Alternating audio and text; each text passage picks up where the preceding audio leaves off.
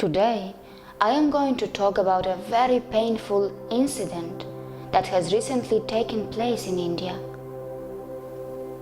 Murray Dennis Ward, a 54-year-old British man, has been arrested in Delhi for allegedly sexually abusing 3 visually impaired children. The act was recorded on a mobile phone of the employee who caught the British man red-handed abusing the blind boys. Initial investigation reveals that Ward is a pedophile. The British media has not been very interested to report this incident, and of course, had it been a British woman rape in India, it would have made sensational headlines not only in Britain but all over the world. Can we call it selective journalism? The incident of this British man raping children of a blind school in New Delhi may have shocked you, but for Indian children, getting raped by the British tourists is nothing new. A few years earlier, another 54-year-old British man, Barry McLeod, who travelled in India to film himself raping a 10-year-old girl, was sentenced to life in prison. He admitted 3 rapes and 18 related charges. Well, only some of these monsters are caught, and many just keep going. What could be the reasons that make these citizens of the Western countries travel abroad to commit such crimes? What is the root cause behind their actions? Does it have something to do with the mentality of the citizens of these so-called progressive and developed countries?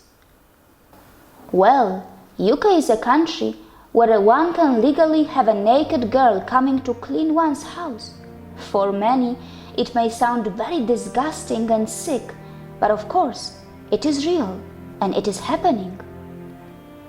But of course, it is not something that anyone should call modern slavery, because these girls are perhaps doing a job of their choice.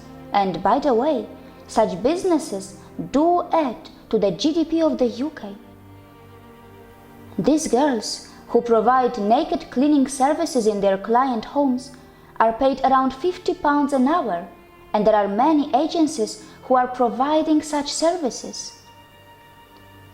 In order to understand the mentality of some of these Western country citizens, one could also notice many frequent cases of virginity auctions, a growing trend in the Western countries in which young teenage girls sell their virginity online to the highest bidder. I wonder if such massive transactions also add to the GDP of these countries. By the way, is this the Western women empowerment that we talk about? Is this the progressive environment that the developing countries should also try and replicate? Well, it is important to point out that in such virginity auctions in the West, only the highest bidder wins the auction, and the other unsuccessful bidders miss out. It is not completely unthinkable that some of these unsuccessful bidders may then attempt to buy virginity that they can afford, and such vultures may also travel to developing and poor countries where they could calm their sex hunger by performing sex crimes, and usually their targets are children or minors.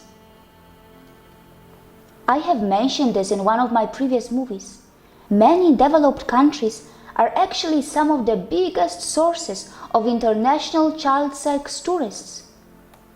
According to the report that was submitted to the Human Rights Council in 2012, richer countries of Europe, North America, Australia, New Zealand are some of the main origins of international child sex tourists.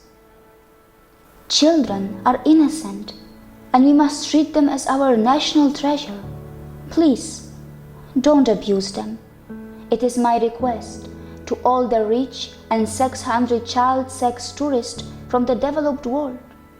Please, stop traveling to the developing and poor countries to rape their children. And to all the law-abiding and responsible citizens of the UK, I know your country's media may not give enough coverage to this, or may not even tell this at all. So I just thought of letting you know. British men have been raping the Indian children in India. Actually, in the independent India.